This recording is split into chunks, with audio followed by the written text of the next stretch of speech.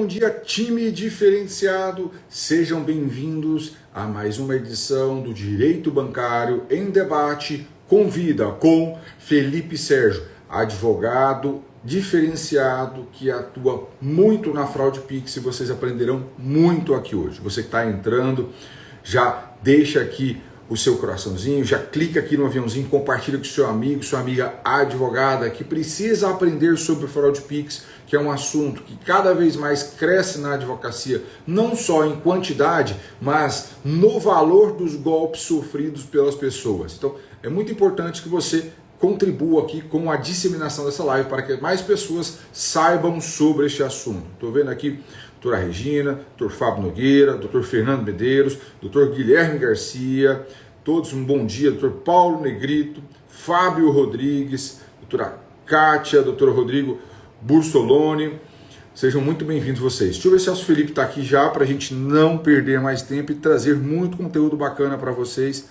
participarem conosco aqui hoje. Felipe já está aqui.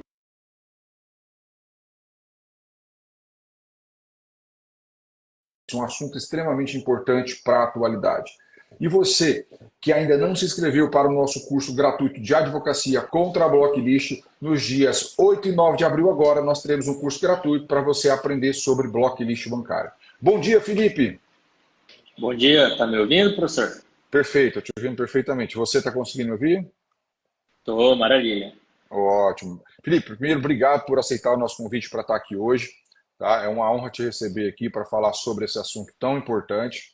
E espero que o pessoal aproveite e compartilhe aquele velho lema, né? Nós estamos aqui dedicando a nossa manhã para passar um conteúdo relevante para vocês. Então, nós gostaríamos muito que vocês compartilhassem esta live aqui com os demais colegas advogados que precisam saber sobre esse assunto, porque o Felipe tem muito a contribuir. Eu vou tentar contribuir também com vocês aqui com o que a gente pode trazer de melhor sobre advocacia em fraude Pix. Felipe, se apresente um pouco para o pessoal aí, fale de onde você é, o que você faz, né, na sua especialidade da advocacia.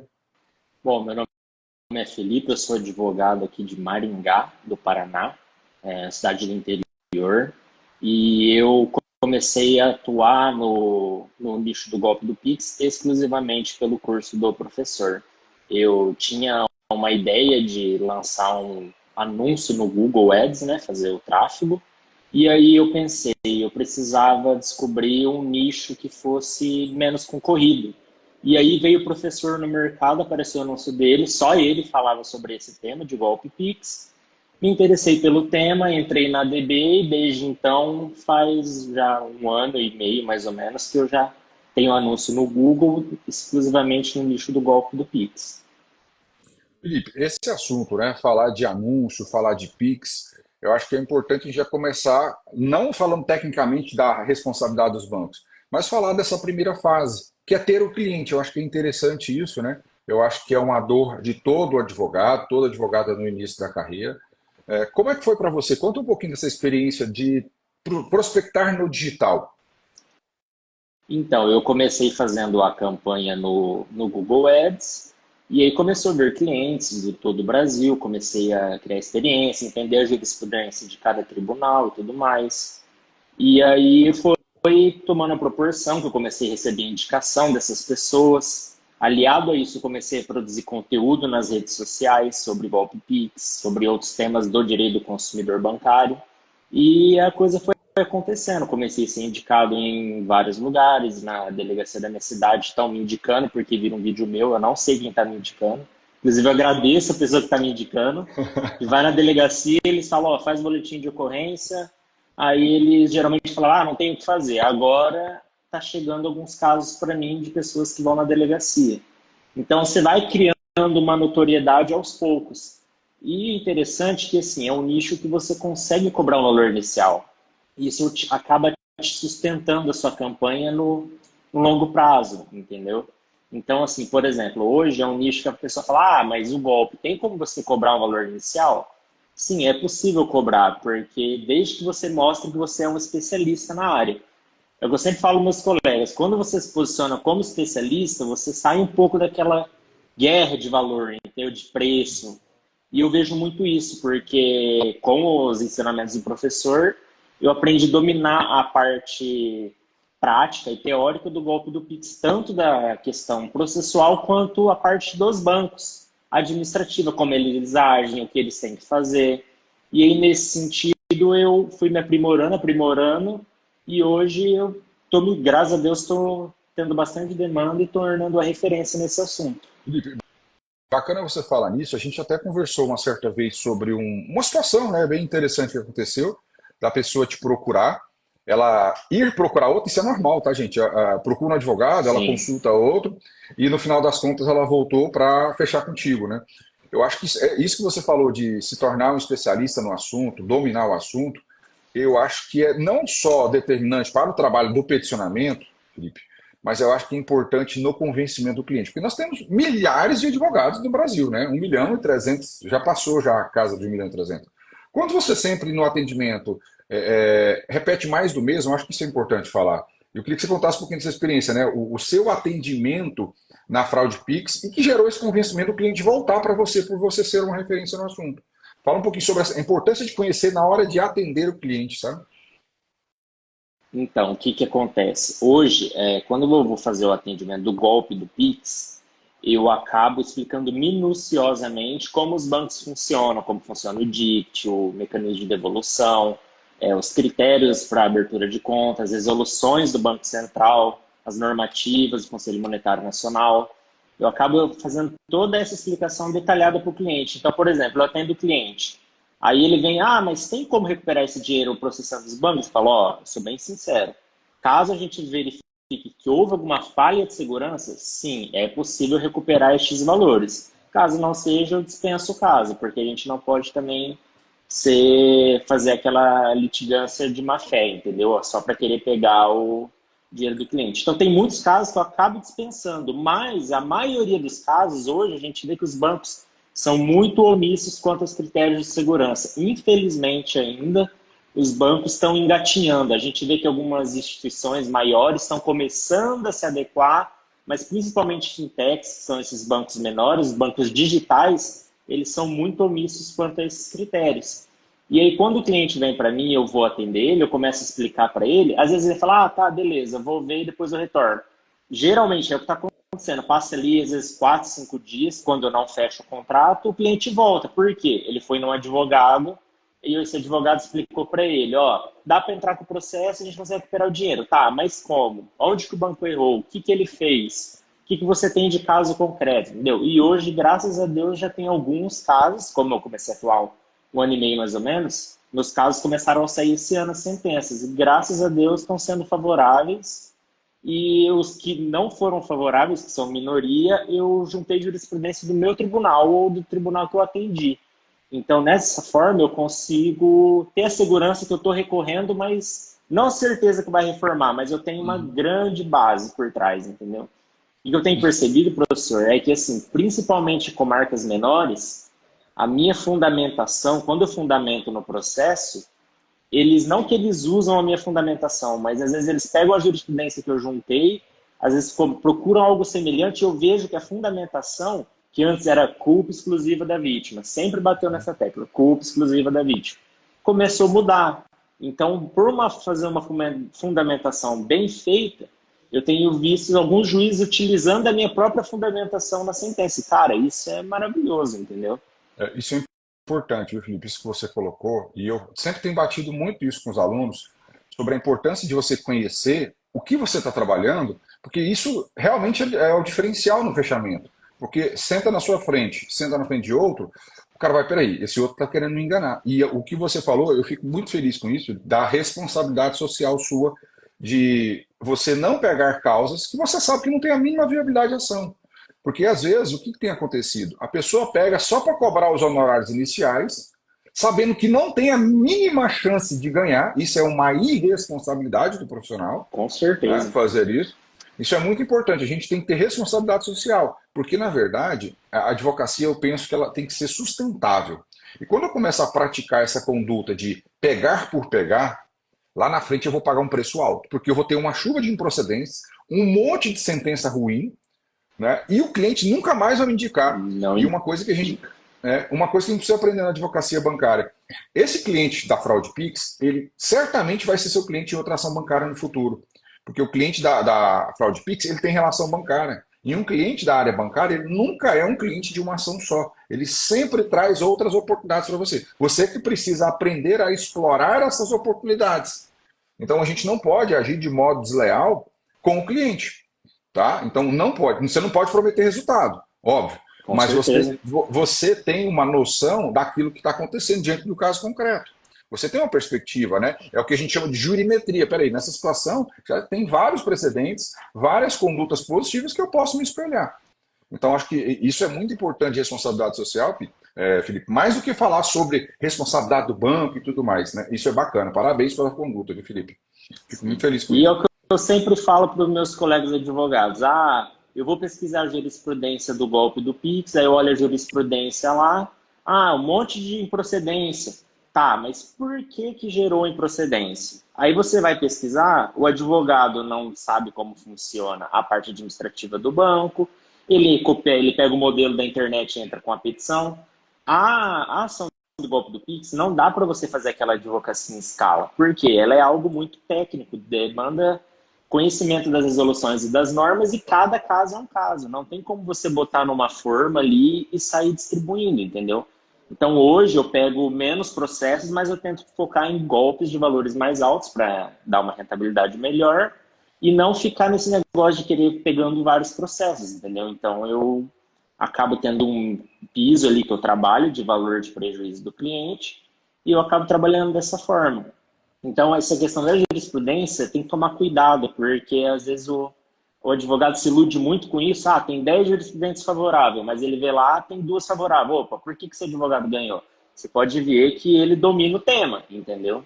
Então, parece um pouco de papo de coach e tal, mas, gente, se você quer se diferenciar no mercado, você tem que ser especialista. Não adianta dominar o tema. Porque senão você entra naquela do generalista e você é só mais um no meio do oceano, entendeu?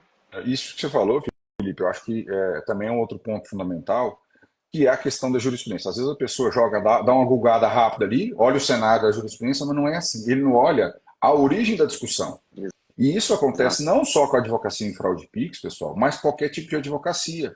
Porque se você não traz o requinte para a sua demanda, o judiciário não vai tratar ela de forma diferente, ele vai colocar na vala comum das improcedências, que é Sim. aquele movimento que existe de desjudicializar. O judiciário não quer mais processo, ele quer menos processo. Então, se você coloca naquela vala comum, ele vai entrar como um trator e vai ser atropelado. Assim como acontece com a litigância predatória. Com todo respeito, eu sei que tem vários erros aí com bons advogados em justiça, mas boa parte das situações que acontece extinção de processo por litigância predatória deriva de situações que a parte do advogado também não está detalhada, algo muito genérico, a procuração genérica. Às vezes tem caso de outro caso, com o Picola que não fez a revisão adequada. Tem muito isso. Esses dias eu andei, né, analisando algumas situações de litigância predatória, Felipe, e eu achei muito interessante, porque foram extintas algumas ações, mas quando você vai olhar lá, há uma menção na petição inicial de que ela fez uma perícia. Só que, na verdade, não tem uma perícia no processo. Não tem um Uhum. documento retirado da internet, assinado sem o nome, sem o registro do Conselho de Classe, porque quem faz perícia contábil é administrador, contador e economista. Advogado não faz perícia contábil. Ele não pode fazer Com perícia certeza. contábil. Né? E aí está lá falando que tem perícia no processo. Isso não é perícia. Né? Então, assim, vai contribuindo com o movimento da litigância predatória. Isso é muito ruim. A gente dá, literalmente, a gente dá carne para o leão. Né? E isso que Fica você feio pro colocou, advogado, né? isso que você colocou também da jurisprudência negativa é outra coisa. A gente está dando carne para o leão. Quando eu entro com uma ação de modo genérico, mal feita, o que eu estou fazendo? Eu estou fomentando a indústria da improcedência também. O tribunal Com vai dar certeza. improcedência, e aí o que acontece? Aquele tanto de improcedência vai cair na vala comum, porque para você ganhar uma ação, dificulta. Porque você vai ter que entrar e falar: olha aqui, tribunal, meu caso é diferente, não é igual esse todo que está aí. Eu vou ter que ter aquele trabalho de despachar sempre. Então eu preciso ter cuidado para não formar precedente negativo. E essa questão de responsabilidade social que você colocou, Felipe, também tem a ver com o resultado do processo. Porque quanto menos ações irresponsáveis eu pegar, menos precedentes ruins eu vou ter nos tribunais. Então, Com nós temos. certeza. É uma questão de ecossistema. Os advogados também têm que pensar: peraí, se eu começar a produzir jurisprudência negativa, este assunto vai morrer. Vai chegar uma hora que vai formar um RESP repetitivo, vai formar aí. Precedente negativo, acabou, matou o tema. Esse Matou que o é tema. Então a esse gente que é o tem que ter muita problema. responsabilidade nesse ponto. E bacana você tocar nisso, tá? E aí passou pela essa fase de prospecção. E você já colocou aqui a questão da importância de saber da falha do banco, né? Eu acho que a gente precisa entender um pouco de falha do banco para que possa entrar com a ação de fraude Pix. E aí falando daquela primeira fase de omissão do banco, que é o dever de rejeição, quando as transações são atípicas. Você tem visto aí, Felipe, por exemplo, nos casos que você atua, de bancos que deixam a transação se consumar, mesmo sendo completamente atípica ao perfil daquele consumidor?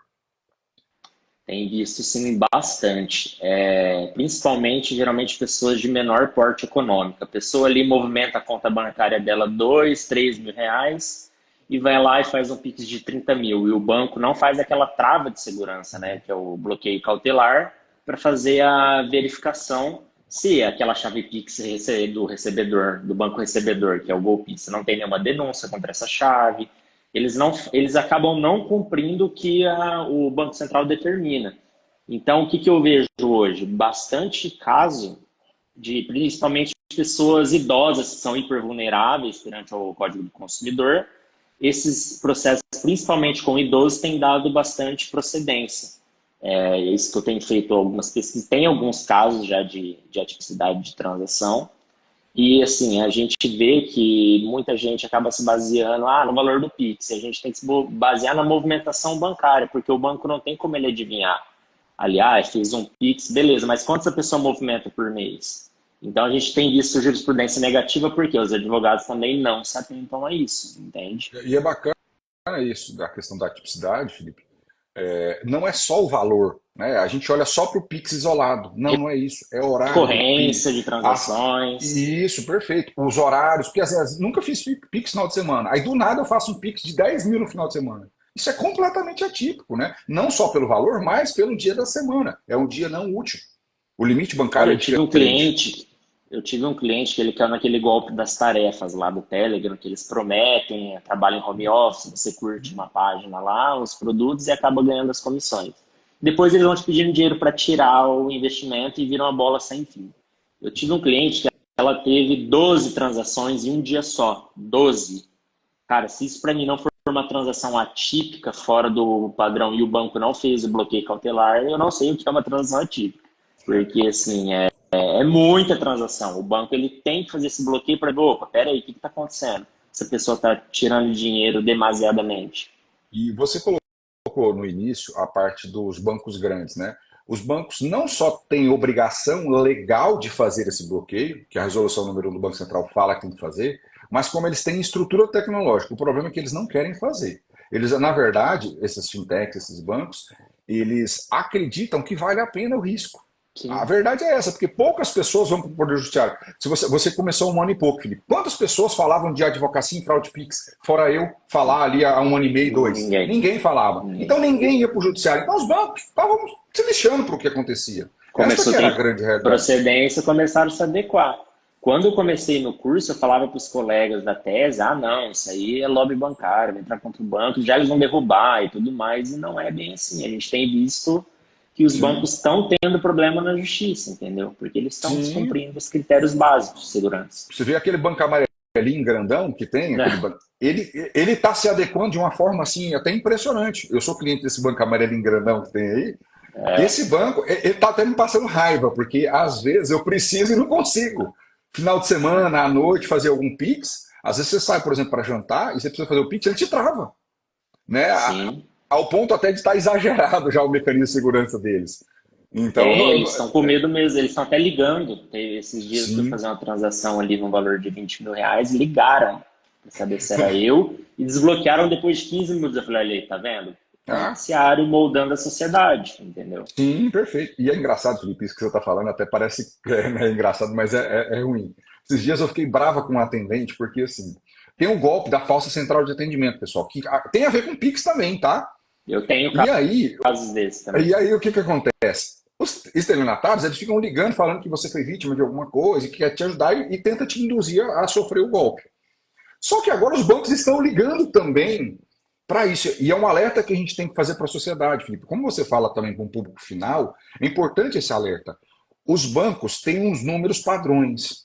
O que os estelionatários estão fazendo? Aqueles números que eles usam só para receber chamada, por exemplo, esse banco grandão amarelinho, ele tem um número específico, 4004, 0001, acho, que é só para o cliente ligar para o banco. Esse número nunca vem de uma ligação do banco para com o cliente, ele não faz o inverso. O que os criminosos estão fazendo?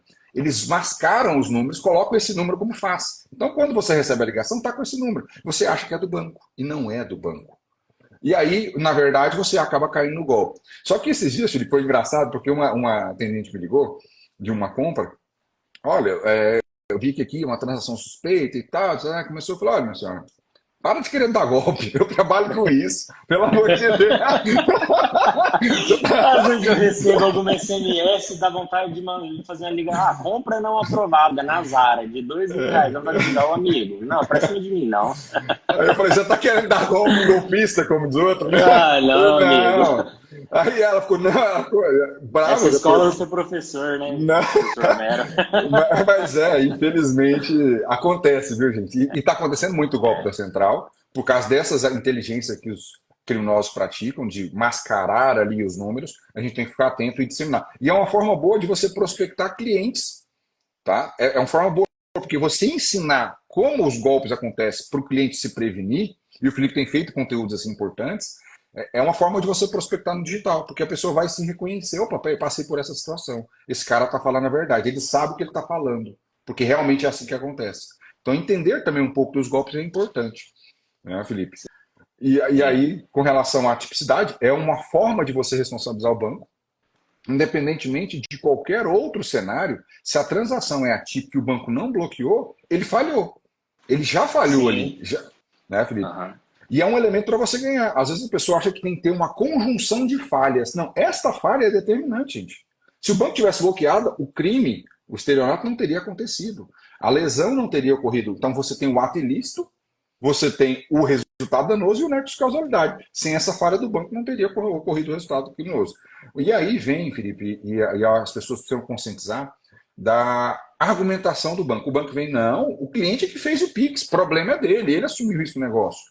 Não, não é bem assim. O banco tem esse dever específico de transação atípica, ele, pelo menos, não é rejeitar todas, ele pelo menos validar a transação com o cliente. Ele teria que mandar um SMS falando, cliente, você acabou de fazer um Pix no valor tal, você confirma a operação? Sim, não. Ou ligar, ou no aplicativo, ter um mecanismo de verificação da autenticidade e legitimidade dessa transação. E os bancos, a maioria, não fazem Perfeito. isso. Né? Não faz. Então, isso é Os muito bancos importante. agora estão, os grandes principalmente, estão engatinhando. Você já vê que eles já estão começando a fazer o MED.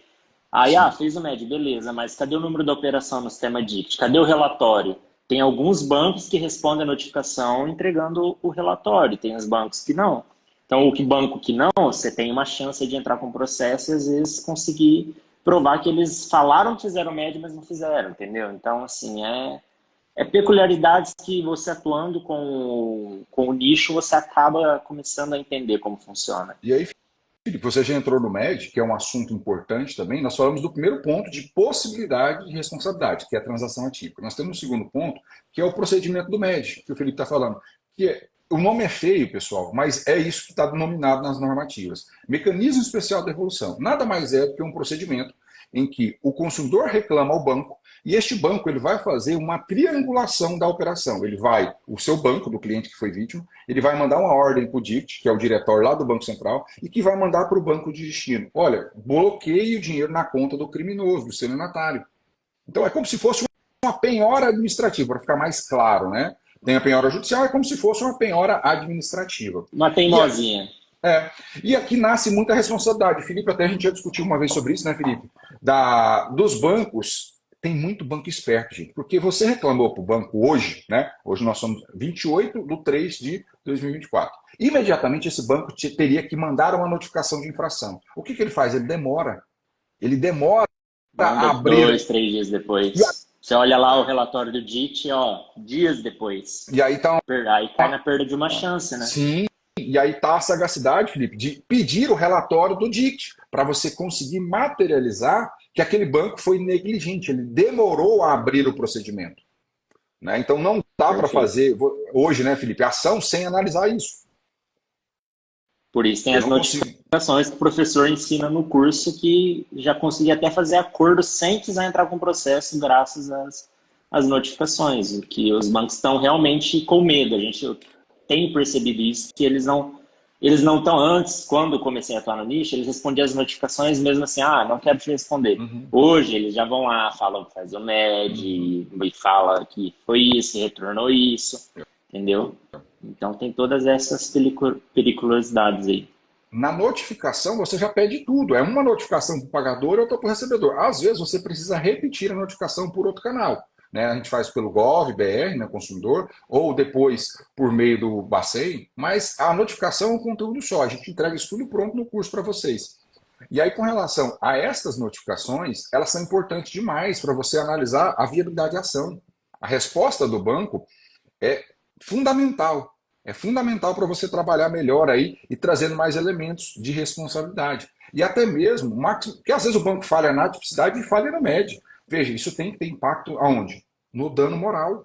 No dano moral, ali Sim, na mensuração do dano moral. Isso é muito importante mesmo. Olha, que prestígio, viu, Felipe, nossa live. O professor Osvaci entrou na nossa live também aqui. E o pessoal está falando, aproveitando, querendo te seguir, Felipe. É só clicar aqui, ó. Não precisa nem sair da live, pessoal. Clica aqui, siga o Felipe aqui, vocês vão entender aí. Quem está aqui assistindo como, né, interessado em contratar, clica aqui quem para assistir. quiser É, fazer parceria, tá inseguro para atuar no nicho, estou à e disposição aí também. isso é bacana dentro da ABD, né, Felipe, na advocacia diferenciada, o volume de parcerias que existem entre os alunos. Né? Vários alunos atuam em conjunto ali e os dois acabam faturando bastante, né? Sim, com certeza. A gente se ajuda bastante ali. Tanto o professor está sempre tirando dúvidas, ou a Larissa, que é assistente do professor, está sempre ali presente, conversando com a gente, para a gente não errar mesmo, entendeu? Ali é uma família. Eu sempre falo isso para quem quer começar ali nessa parte bancária, eu falo que ali é uma família.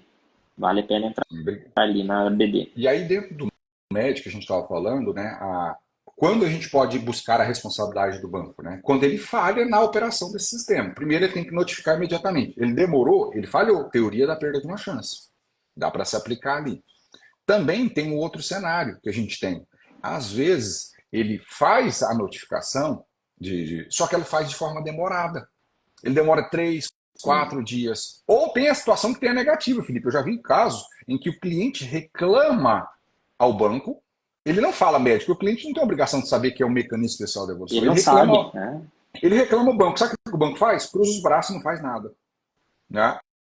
E aí nasce a Exatamente. responsabilidade também, porque quando há uma contestação da transação, independentemente do nome que o cliente dê, se ele falou que foi vítima de fraude, seja ele fazendo o Pix, ou seja, um estelionatário invadindo a conta e fazendo o Pix, é uma fraude, nessa situação deve ser aberto o mecanismo especial de devolução. Deve, é impositivo.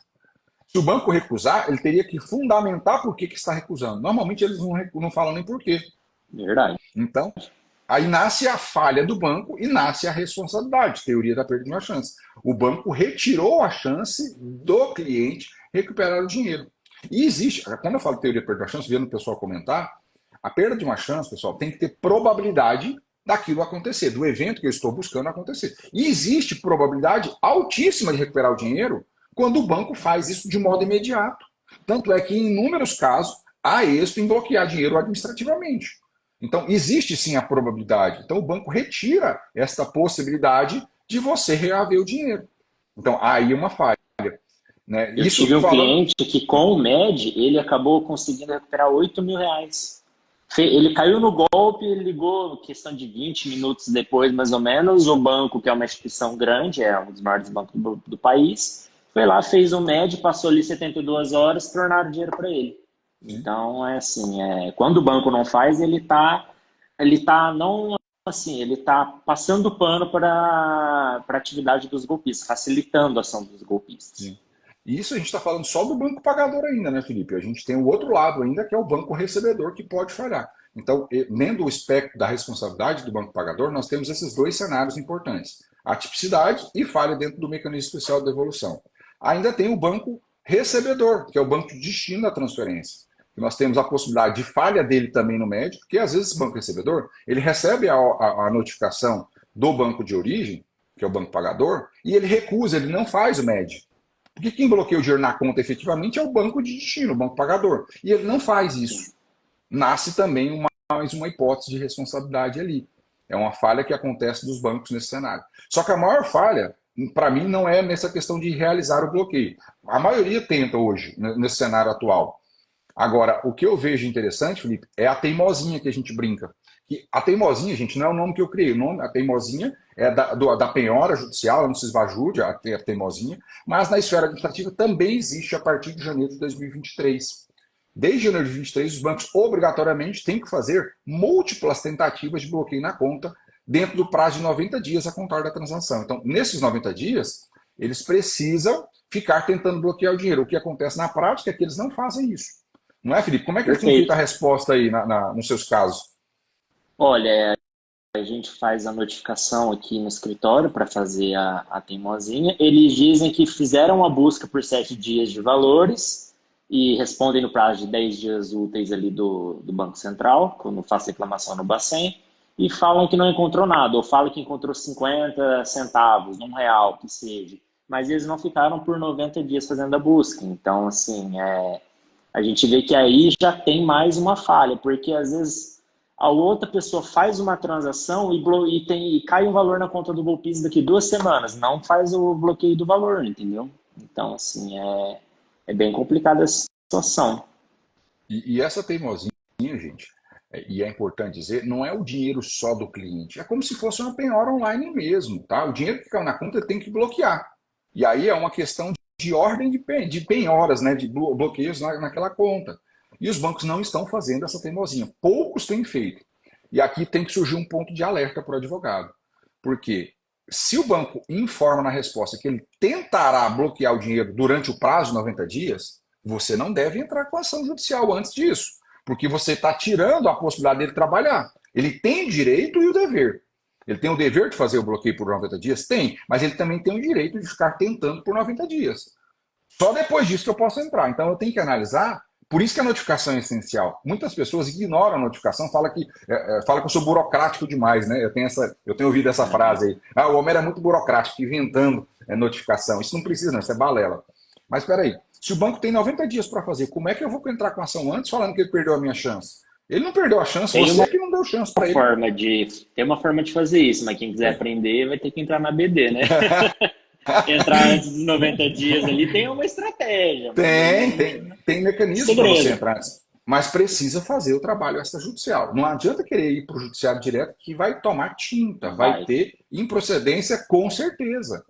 Não tenha dúvida disso. Né? Se a gente não pode falar na certeza de ganho, a certeza de improcedência é alta, né, como diz o outro, se a gente não trabalha. Então, a chance de errar é muito grande, então tem que tomar cuidado. A maioria dos processos que eu vejo que teve improcedência não teve notificação para saber do MED, de nada, de nenhum dos critérios de segurança. A maioria dos que eu pesquiso bastante de jurisprudência, que hoje eu atuo no Brasil inteiro, então eu tenho que saber um pouco da jurisprudência de cada estado, principalmente dos que eu mais atuo. E aí eu tenho visto que a maioria dos processos que tem procedência é que não tem notificação antes, para saber colher informações do banco, para você entrar com o processo mais seguro, entendeu? Sabendo onde você está pisando. Sim, com certeza. Esse é um movimento que a gente precisa cultuar ele dentro da advocacia na fraude Pix, sem notificação, sem ação, gente. Tem que fazer a notificação prévia. Não tem essa história, mas o cliente vai ficar com raiva, vai demorar. Não, gente. Imagina você faz uma notificação e, para sua surpresa, 10 dias depois o dinheiro está de volta na conta. E tem acontecido isso, tá, gente? Tem acontecido. Sim.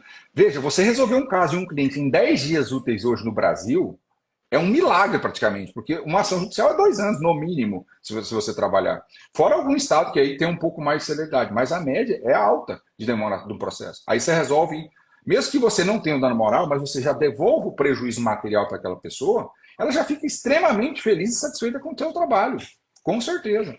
Então você precisa ter essa consciência de que a notificação ela é muito importante, muito mesmo. Tá? E aí nós falamos dessa responsabilidade do pagador no MED, mas ainda tem uma, que é a questão da abertura de conta, né, Felipe? É um outro ponto de falha dos bancos. Os bancos digitais hoje abrem conta como se compra um pão na esquina. Esta que é a verdade. Eu costumo falar nas minhas petições que hoje o banco digital virou a terra de ninguém. Eu sempre falo isso para os juízes, porque hoje é muito fácil você ir lá criar uma conta, você não manda uma foto do seu documento, você não manda uma selfie, comprovante de residência, não manda nada. Você simplesmente vai lá, cria conta, principalmente nos bancos menores, e abre essa conta, entendeu? Então, isso aí, quando o banco faz isso, ele é conveniente com a atuação dos golpistas, entendeu? Sim, não, é algo assustador, na verdade, quando a gente pega na prática, como tem se aberto conta sem qualquer critério de segurança, Não, virou nenhum, zero, bagunça. Virou zero. bagunça. Qualquer pessoa, se bobear um preso que está recolhido no estabelecimento penal de regime fechado, Abre uma ele conta. consegue abrir uma conta digital. Ele consegue hoje. Porque ele não tem acesso à internet. Mas é. CNPJ abre a torta direita, não tem nenhum problema. Então isso é Difícil. importante. Eu preciso notificar. Só que aí a gente tem encontrado hoje na prática, porque é importante unir teoria e prática, a resistência dos bancos. Quando você notifica o banco recebedor para que ele forneça informações sobre critérios de abertura de conta, o que ele faz? Ele não te dá a resposta do que Não, você precisa. Ele simplesmente alega sigilo bancário. Né? A grande maioria dos casos está assim, não, eu não posso fornecer informação, que é de terceira sigilo bancário. verdade. A grande maioria está assim. Então não é só teoria, pessoal. É prática também. Então você percebe que isso. Então o que eu preciso fazer? Eu preciso ter uma outra estratégia. Porque eu também não vou sair jogando no polo passivo o banco recebedor só porque há uma solidariedade. É um problema que eu vejo na prática. Porque, na verdade, gente, quando você coloca dois no polo passivo, mesmo que você esteja discutindo solidariedade, se você ganha de um e perde de outro, o que gerou? Sucumbência parcial. Seu cliente vai sair tendo que pagar alguma coisa. E eu não quero que você advogue para cliente que tenha justiça gratuita. Não é que você não tem que ter, tá, gente? Entenda isso. Eu quero que você tenha clientes que seja high ticket, que tenham de grana para te pagar. Então, o padrão é alto. E você não vai conseguir justiça gratuita para esse cara. Só que se você perder parcialmente para esse outro banco, o que você vai fazer com o seu cliente? Fazer ele pagar os honorários de sucumbência parcial daquele outro banco. Então, assim, a gente tem que Perfeito. entrar com estratégia no processo. Peraí, eu só vou colocar o recebedor no processo quando ele falhar, e para falhar eu tenho que ter mínimo de prova. Então, coloque ele no processo quando você tem elementos. E muitas vezes você pode trabalhar com exibição judicial de documentos. E aí, Felipe, tem algo que eu tenho mudado e vou trazer isso. Tenho já falado em algumas lives, em alguns encontros. Tem uma informação importante na resolução 4753 que a gente precisa explorar mais isso na prática. O artigo 8º dela fala que o banco tem que fazer um documento e encaminhar de tempos em tempos, ele não fala periodicidade, mas em tempos ao Banco Central, para que ele comunique ao Bacen quais são os mecanismos que ele emprega de segurança na abertura de conta. Então, este documento hoje, na minha visão, é a Coca-Cola gelada do deserto. Pro banco recebedor. Eu preciso pedir essa informação agora nas minhas notificações, é algo que eu passei a trabalhar agora. Você vê, gente, como é importante a evolução. Eu não sei tudo, eu não sou dono da verdade, mas a gente vai evoluindo o conhecimento ao longo do tempo, com o estudo, com a Sempre está prática, com a mudando, acerto, né? né? Se for E a gente pegar tem as evoluído. primeiras aulas e as aulas de hoje, teve muita atualização, já mudou muita coisa em relação ao Pix. Sim. Então, esse artigo 8º, você precisa colocar nas suas notificações agora para o banco recebedor.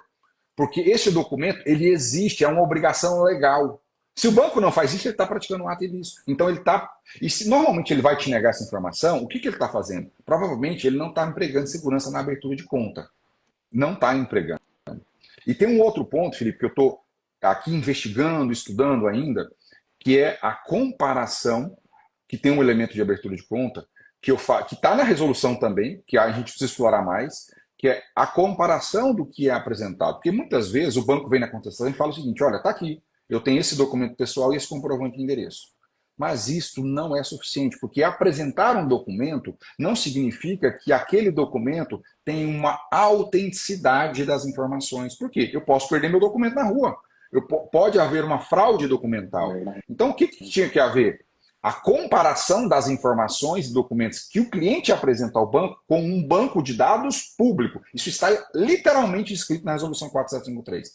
As informações pegadas têm que ser comparadas e analisadas de acordo com um banco de dados público. Ou, caso não seja um banco de dados público, o banco tem que informar qual banco de dados que ele utiliza como referência para validar as informações que ele recebe. E agora veja, Felipe, na prática, qual banco você já viu isso aí na prática? Eu nunca vi. Nenhuma resposta de Não notificação, faz. nenhuma contestação, nada, nunca vi. Banco digital, então, esquece. Nossa, piorou. Então, este é um ponto que eu julgo que é ponto de virada, ponto para ganhar. Esse banco não, banco recebeu, estou falando que abriu com segurança. Aí vai lá, apresenta a cópia da identidade, a comprovante de endereço na abertura de conta. E apresenta um contrato de conta corrente, às vezes.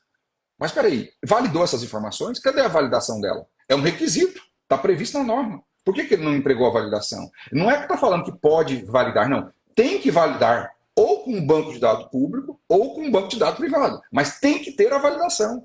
Se não tem esse processo de validação, houve uma falha de segurança. Então a gente precisa explorar este ponto aí a mais. É uma atualização que a gente vai trazer depois para vocês. Tá? São dois pontos fundamentais que a gente vai atualizar, tanto nas notificações quanto nas petições na próxima edição do Golpe Pix. Porque são assuntos que eu vejo que a gente precisa evoluir. Você, Felipe, está atuando há 1 ano e meio. Você tem percebido a mudança de comportamento prática dos bancos no dia a dia e nas defesas? Muito, mas muito mesmo. Quando eu comecei a atuar no nicho, as contestações dos bancos nem falavam sobre MED, nem falavam sobre critério de conta, não falava nada, nada, nada, nada. Era aquela contestação genérica, né? Padrão. Uhum. Hoje você vê que eles já estão tendo mais zelo, mais cuidado ao responder tanto a notificação quanto a contestação no processo. Porque eles têm visto uma jurisprudência desfavorável para eles. Então, assim, hoje as notificações eu vejo que eles pecam muito ainda, mas até porque eles não querem criar prova contra eles mesmos, né? Vamos ser bem, falar a verdade, é isso. Eles não querem criar prova contra eles. Beleza, não vou te informar, se quiser você arrisca e entra pro processo. Então eu deixo muito claro pro meu cliente, quando essa situação nebulosa, que eu não sei, que às vezes o banco não responde, eu falo, é isso, você perdeu ali 50 mil. Quer arriscar? Você vai me pagar o valor X para entrar e a gente vai tentar recuperar os 50 mil. Se não der, a gente vai tentar nisso e aquilo, entendeu? Vai explicando para o cliente, Vamos ver que depende muito do que o banco vai apresentar na defesa. Se vir uma contestação genérica, a chance de a gente ganhar é muito alta. Se vir alguma defesa que realmente o banco cumpriu o critério, infelizmente a gente não tem o que fazer.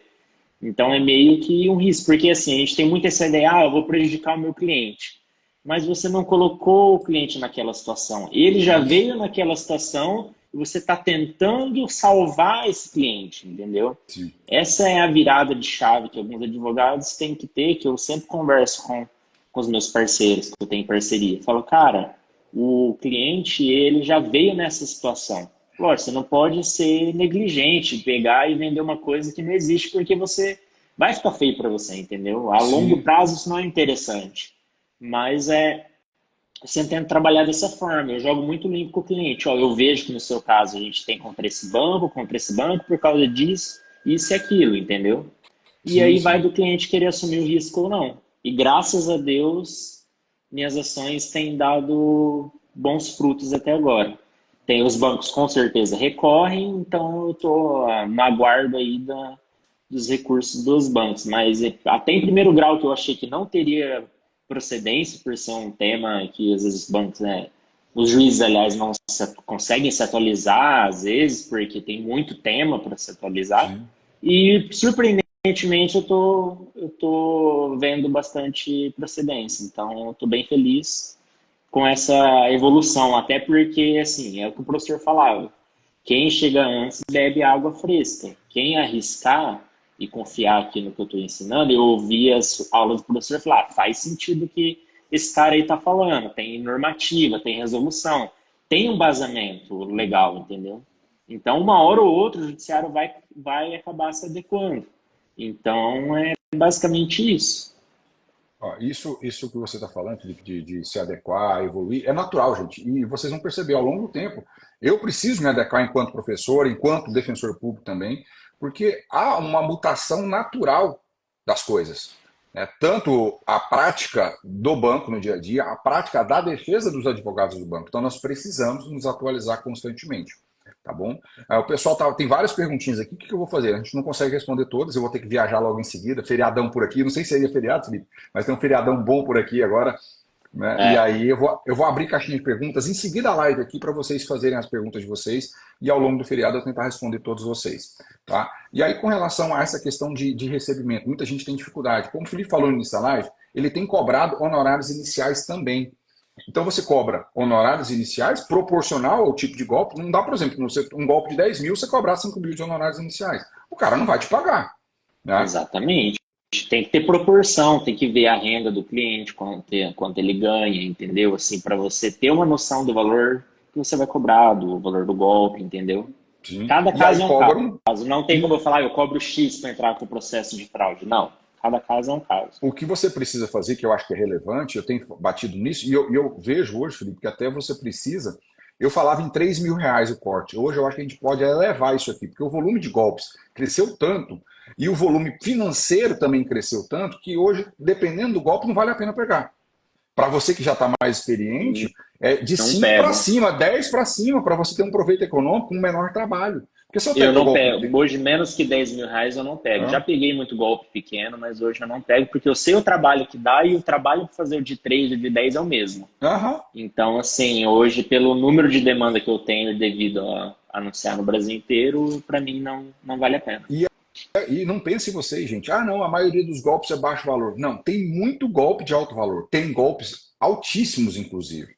Então a gente precisa fazer esse corte, que é uma forma de você trabalhar com mais qualidade também e ganhar mais com o mesmo esforço do que você ganharia num trabalho menor. É questão também de Perfeito. você olhar melhor aí a estratégia da sua advocacia. E aí cobra honorários iniciais e cobra também ali o percentual do êxito. Só lembrando que a gente não pode ter um proveito maior, né? O advogado não pode ter um proveito maior do que o cliente. É essa atenção que você precisa ter aí, né, na sua advocacia para não ter falta ética para você trabalhar.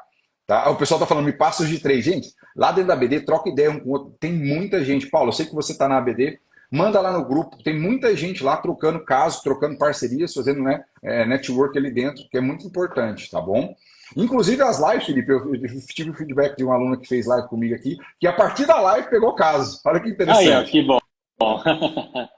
A prospecção Maravilha. via live, né? Eu vou Quem salvar quiser essa live aqui. aí, eu tô aqui à disposição. Ó, eu vou salvar essa live aqui para vocês. Vai salvar com você, Felipe, também em collab, para você deixar disponível no seu perfil, para a gente debater. E, pessoal, dias 8 e 9 agora de abril, eu vou fazer um curso de advocacia contra a blacklist. É um outro assunto que eu falo que é a porta de entrada da advocacia, assim como o Pix é, tá? Para que vocês participem, o curso é totalmente gratuito, nós vamos entregar material didático, vamos entregar modelos de petição, os modelos da notificação, e é uma área também que dá para você crescer muito na advocacia.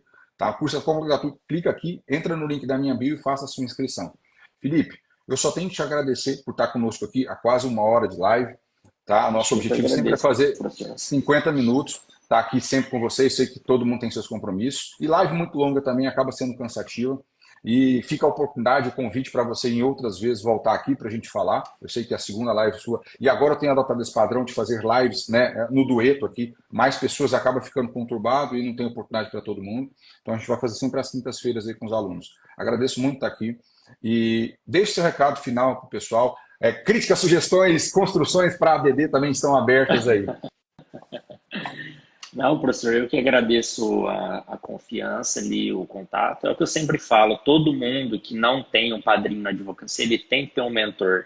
Porque, assim, deu alguma coisa ali que às vezes eu acabo não sabendo, eu corro falar com o professor. E o professor tem ali 14 anos de defensoria pública e é um dos pioneiros, eu acho que é o maior pioneiro desse nicho, por exemplo, não, que eu atuo. Então, o professor sempre está ali solícito a me ajudar, a ajudar todos os alunos. Tem as reuniões de segunda-feira, que é a sala secreta, lá a gente fala tudo, o que quer falar, não tem filtro ali o bicho pega, né?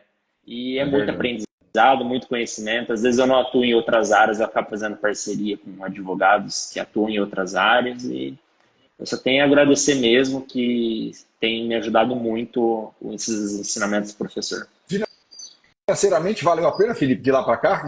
Pô, nem, não tem nem o que falar. Assim, já paguei o curso faz muito tempo, entendeu? Acho que o primeiro caso que eu fechei, eu já paguei o curso. Ah, que bacana. Fico muito feliz e quero que, na verdade, a gente chegue na casa do milhão. Eu estou sonhando com isso. A gente tem alguns alunos que já estão nessa marca. Quero que todos cheguem lá. Né? O sucesso de vocês, gente, é minha felicidade, com certeza. E é um ecossistema. Né? Vocês tendo sucesso, eu vou ter sucesso. E aí todo mundo cresce junto. Isso é muito bacana. E fico muito feliz com isso mesmo, Felipe. E fico à disposição de vocês também. Vou abrir a caixinha de perguntas logo em seguida para vocês tirarem as dúvidas de vocês. E aí mandem lá para a gente responder ao longo do feriadão para vocês aí. Felipe, Fique com Deus. Muito obrigado mesmo. Gratidão aí por estar conosco aqui. E vocês que, mais uma vez, querem fazer o curso de advocacia contra a Blacklist, dias 8 e 9 de abril, toca no link da minha bio. E quem não segue o Felipe, segue aqui também, porque ele está trazendo conteúdos legais ali. E veja, eu vou falar alguma coisa que ele vai ficar bravo comigo. Mas o Felipe, ele era quase um anônimo da internet. E de lá para cá, eu peguei no pé desse menino aí. Pegou.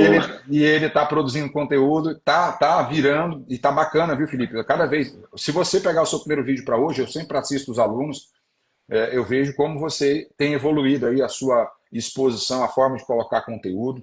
Fico muito feliz mesmo. Tá? E eu tenho vergonha, esse dia eu postei, o pessoal acha que é brincadeira. Eu fiz um post no mercado, Felipe. Eu acho que eu dei umas 10 voltas para achar um corredor que não tinha ninguém. Eu só faço vídeo, eu só faço vídeo dentro do meu escritório aqui em casa, ou eu faço vídeo dentro do carro. Eu morro de vergonha de gravar na rua também. Mas eu enfrento a minha vergonha. Essa que é a verdade. Tem que jogar o jogo, né, professor? E eu geralmente espero todos os advogados ir embora do escritório ou venho de sábado para gravar, eu morro de vergonha. E aí eu fui gravar dentro do corredor do mercado. Pensa no tanto que eu andei para achar um corredor que não tinha ninguém. E se aparecesse alguém na minha frente, eu parava de gravar na hora. Mas gravei, 2 vídeos, mas gravei.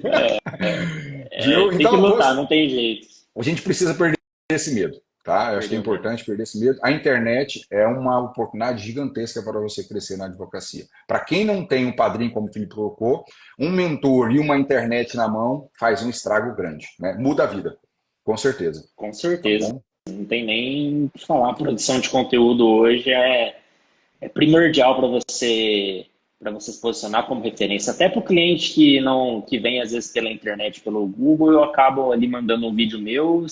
Cara, isso ajuda muito na hora do fechamento, entendeu? Ele começa a te acompanhar, ele te traz coisas novas, então, assim, é muito bom. É difícil quebrar esses medos que a gente tem, mas depois que você quebra, parece que fica mais natural. Se você pegar minha primeira live, os meus primeiros vídeos, eu não conseguia nem falar direito. Então é a prática, não tem jeito.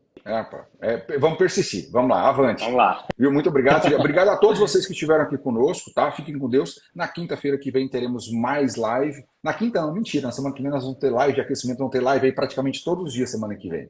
Tá? E quinta também terá, mas todos os dias praticamente semana que vem terá. Em breve vai sair o calendário aqui no meu Instagram. Não deixe de acompanhar para que vocês saibam aqui os temas que vão ser trabalhados. Felipe, muito obrigado. Fique com Deus. Uma excelente semana a todos. Tchau, tchau. Um abraço. Tchau, tchau.